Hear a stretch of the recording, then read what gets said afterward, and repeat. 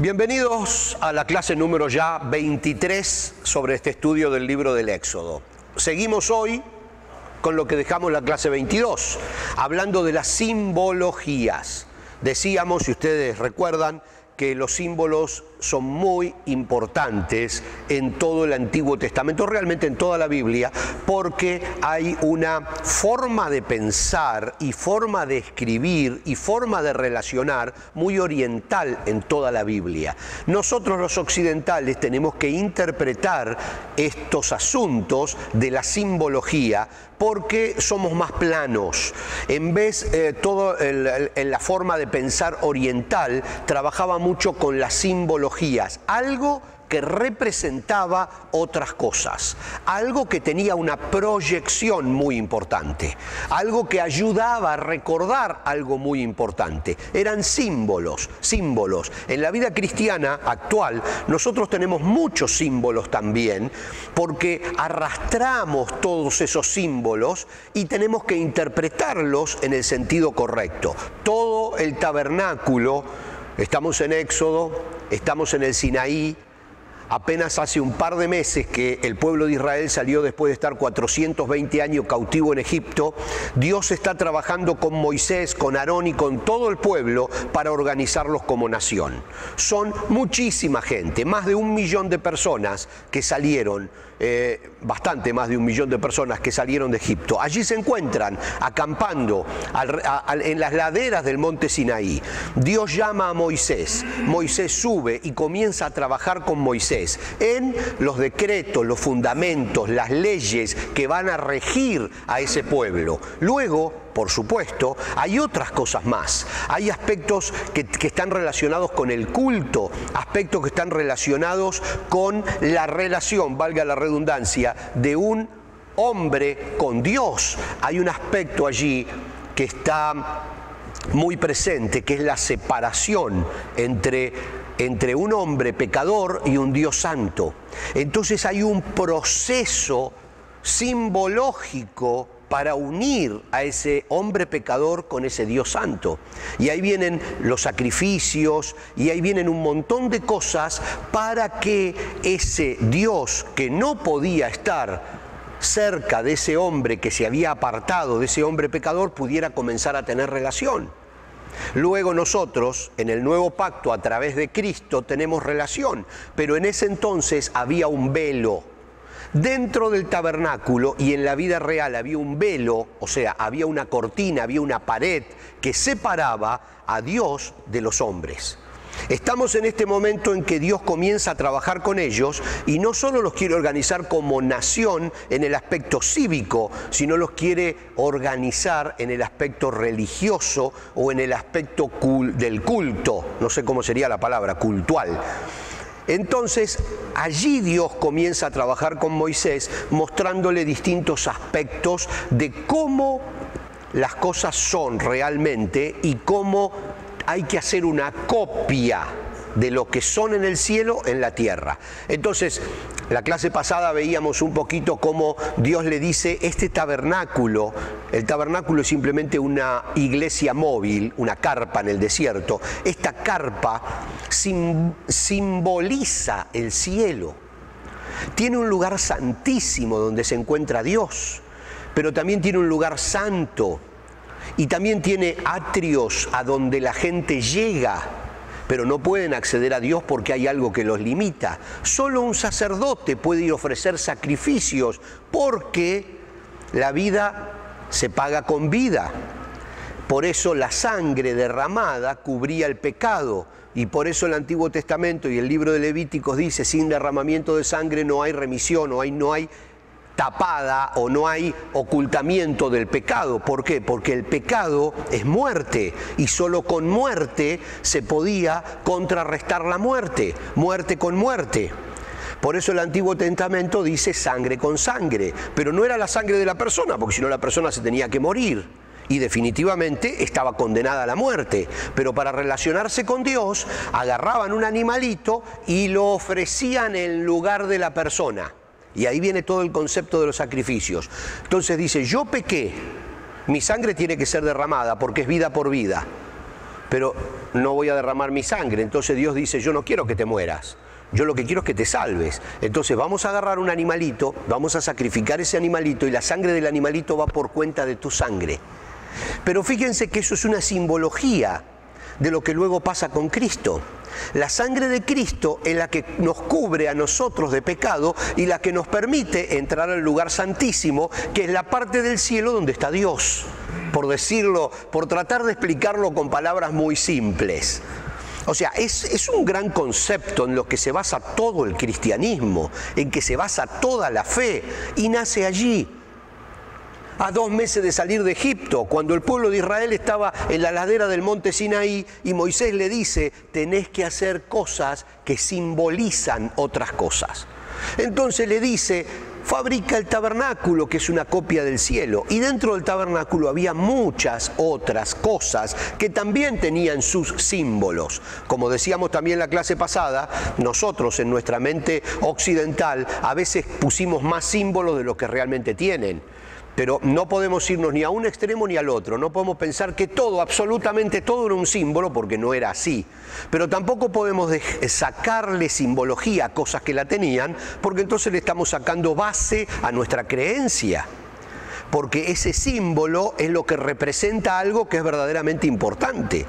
Cuando hablábamos de las bases donde se apoyaban, hablábamos en la clase pasada, y me estoy recordando nada más, hablábamos de las bases en las que se apoyaban las columnas que rodeaban todo el tabernáculo, no solo la carpa de reunión principal, sino todo el tabernáculo. Hablábamos que las bases estaban hechas con la plata fundida del precio de la redención. Eso era una simbología, era lo que cada israelita tenía que pagar, como quien dice, un impuesto. Un impuesto, porque de hecho estamos hablando de que aquí se mezcla mucho lo que es la organización como nación y lo que es la organización a nivel religioso. Recuerden que nosotros lo tenemos bien separado, pero en ese entonces era toda una misma cosa. El sacerdote era el que impartía justicia. La justicia, la ley, la religión, los preceptos educativos, todo era una misma cosa, todo se manejaba desde el templo. Entonces, cuando hablamos del precio de la redención, es un impuesto, por llamarlo de una manera que lo podamos entender, que Dios dijo que cada israelita tenía que pagar por haber sido rescatado de Egipto. Entonces pagaban ese precio, que era como una moneda de plata, y esa plata se usaba para el templo. Entonces, ahora nuestro dinero se usa para hacer calles, ¿verdad? Bueno, allá se usaba para el templo. Bueno, también se usa para darle de comer a un montón de funcionarios corruptos y un montón de cosas. Pero en ese entonces no. En ese entonces se usaba para fines específicos que tenían que ver con el templo. Y Dios le dice, las bases de las columnas tienen que estar apoyadas, cada columna en esa base que tiene que fabricarse con la plata fundida del precio de la redención. O sea que ven el aspecto simbológico de cada cosa. Habíamos dejado el arca para tratar hoy, así que vamos a irnos un poquitito al concepto del arca. Dentro del tabernáculo habían distintas cosas. Dijimos, había cosas que estaban en el atrio, fuera, como el lavamanos, o el candelabro, o la mesa de los panes, o el altar de incienso, distintas cosas. Por supuesto, había otras como las cortinas de entrada, como dijimos recién, la cerca que rodeaba todo, la misma carpa del tabernáculo y sus divisiones con los velos. Había distintas cosas que estaban hechas todas con un criterio y con una simbología. Prácticamente todas con una simbología. El arca, muchos hablan de que era la imagen de Cristo.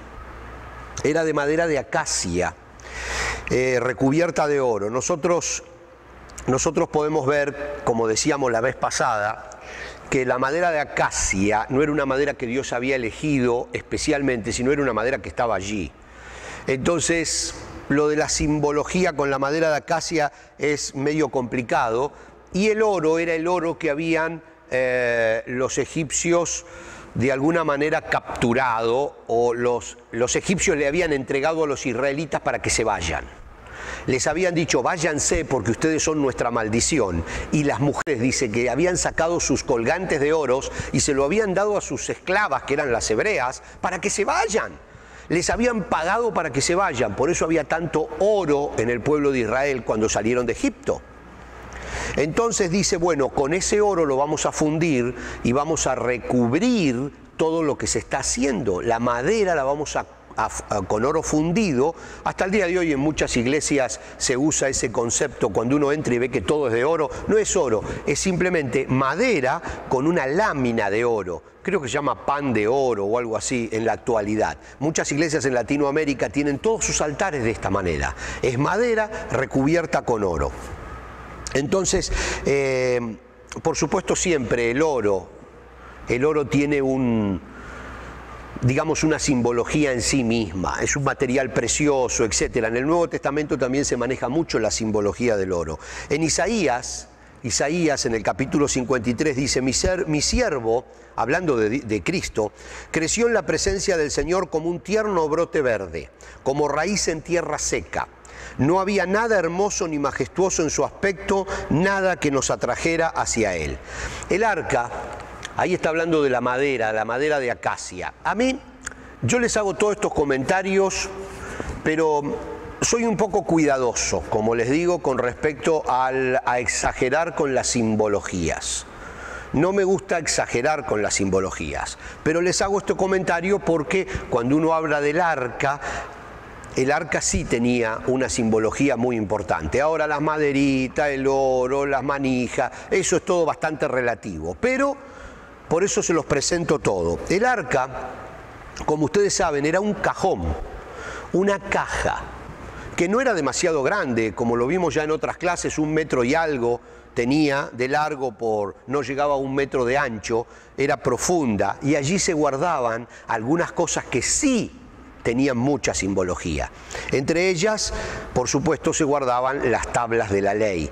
No toda la ley, porque toda la ley eran como 600 y pico reglamentos, leyes y ordenanzas. Se guardaban las 10 primeras, esas tablas que Dios habría escrito personalmente y que Moisés en una oportunidad rompe y que después Dios se las vuelve a dar. Esas 2 tablas de la ley estaban guardadas dentro del arca y simbolizaban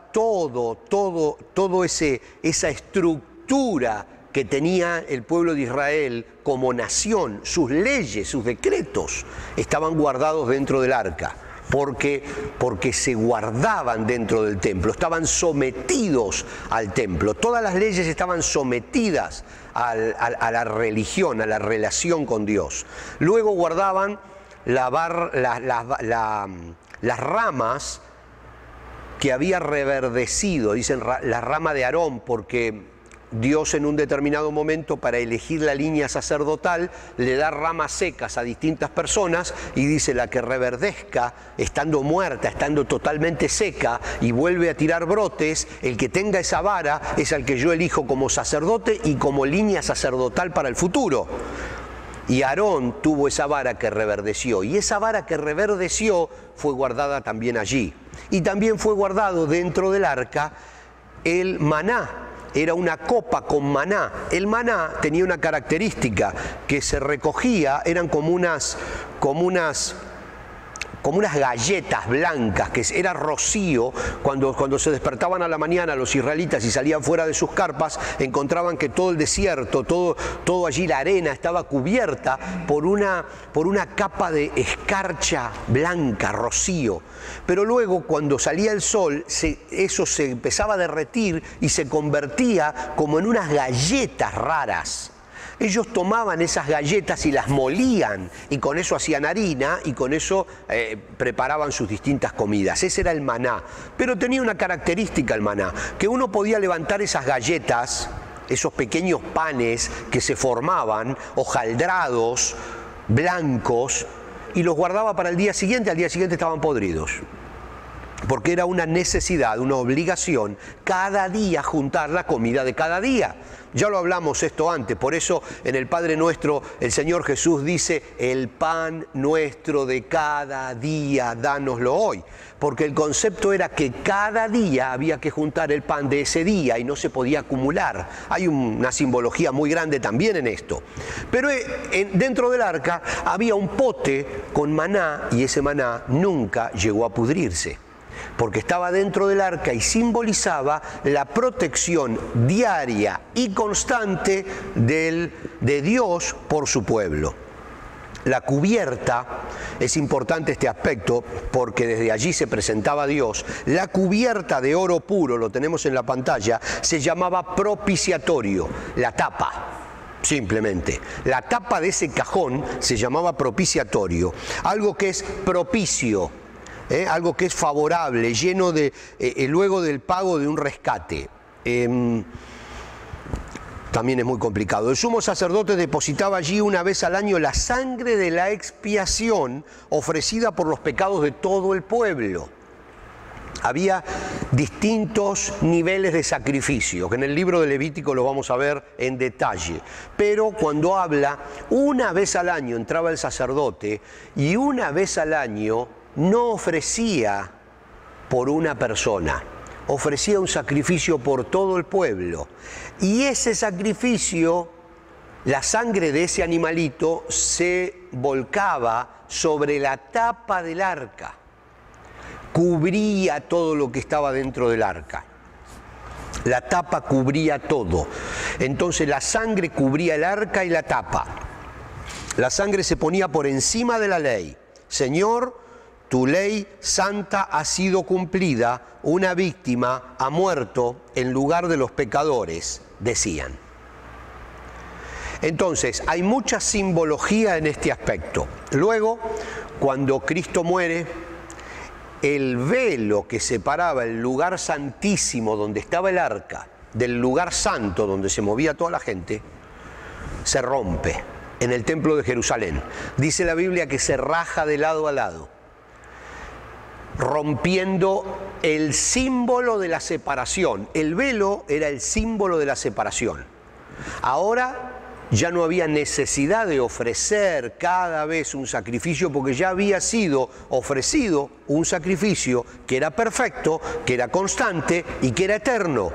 Entonces ya no era necesario seguir ofreciendo sacrificios, por lo tanto no había separación. Por lo tanto, en ese sacrificio, de alguna manera invocando ese sacrificio, creyendo en ese sacrificio, aceptándolo como propio, un cristiano hoy tiene acceso al lugar santísimo, puede acercarse al arca. Ya no hay arca tampoco, el arca también desapareció, ya lo vimos en clases pasadas. Ya no hay necesidad de un arca, porque desde el arca es donde Dios se comunicaba una vez al año. Ya no hay necesidad, ya el lugar está abierto.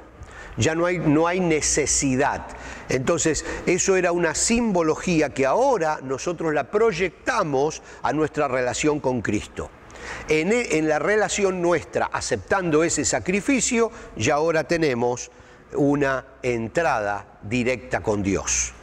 Entonces, toda nuestra fe, toda nuestra creencia, toda nuestra doctrina, toda nuestra teología se asienta en lo que estamos estudiando en estas clases.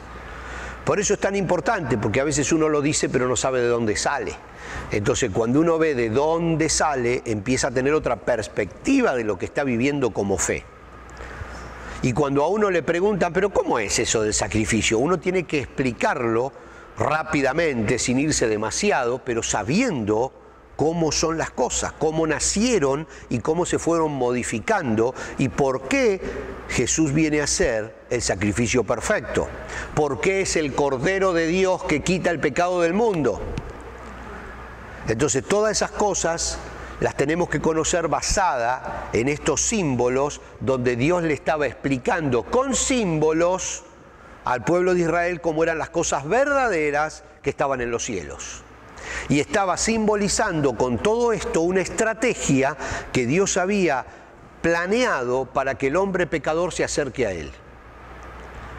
Y esa estrategia sigue estando, sigue siendo la misma. La diferencia es que ahora ya no se necesitan hacer sacrificios constantes, sino se necesita aceptar el único sacrificio que es eterno y constante. Luego viene el atrio y seguimos con simbologías. Hablando del atrio, Éxodo 27:9, le dice Dios a Moisés: luego harás el atrio del tabernáculo y lo encerrarás con cortinas de lino de tejido fino. Dios se rodea de una barrera de lino fino inmaculado en una altura de 2,50 metros y mantiene la distancia con los pecadores. El lienzo es sostenido por columnas de bronce montadas sobre basas de bronce. Entonces, estamos hablando del concepto de la separación. El atrio era un lugar donde es para decir hasta aquí se podía llegar. Por eso muchas veces, cuando nosotros leemos los salmos del rey David, y él dice: prefiero estar 1000 días en los atrios de la casa de mi Dios que un día fuera de ellos. Porque ese era el límite. Él podía llegar hasta los atrios. No podía entrar él al lugar santísimo, porque él no era un sacerdote. Y el sacerdote podía hacerlo solo una vez al año. Entonces, cuando nosotros comenzamos a ver todas estas cosas, comenzamos también a entender otras partes del Antiguo Testamento. David era muy religioso, muy riguroso de estas leyes, de la famosa ley de Moisés, del Antiguo Pacto. Muchas de estas cosas en el Nuevo Pacto ya no tienen una exigencia, un sentido válido para nosotros. Muchas de estas ya no lo tienen, porque en Cristo las cosas fueron hechas nuevas, pero las tenemos que conocer. Las tenemos que conocer porque todo lo de ahora se asienta en lo de ayer. La puerta, Éxodo 27:16. Vamos a tratar de ir rápido. Para la entrada del atrio se confecciona una cortina de 9 metros con 20 centímetros de largo, elaborada de lino de tejido fino y adórnala con bordado hermoso de hilo azul, púrpura y escarlata. Sosténla con 4 postes, cada uno encajado firmemente en su propia base. La puerta era el único medio de acceso a este cercado de lino fino y bronce. La puerta era una cortina que se podía levantar fácilmente y que era, sin embargo, suficiente para señalar una separación neta entre el interior y el exterior. Llevaba los 4 colores simbólicos que se van encontrando hasta el velo. Todas estas cortinas separaban las distintas partes dentro del templo. Y la más importante era el velo, la última de las cortinas, que era la que separaba todos estos espacios del lugar santísimo donde se encontraba el arca. El altar de los holocaustos, Éxodo 27:1 y 2 dice: con madera de acacia construye un altar cuadrado que mida 2 metros con 30 centímetros. Esta versión de la Biblia lo pasa ya a la medida en metros. Normalmente está en codos y etcétera, ¿no? Pero esta versión ya lo pone en metros. 2 metros con 30 centímetros de ancho y de largo. Y haz 1 metro con 40 centímetros de alto. Haz cuernos en cada una de las 4 esquinas, de modo que el altar y los cuernos formen una sola pieza. Recubre con bronce el altar.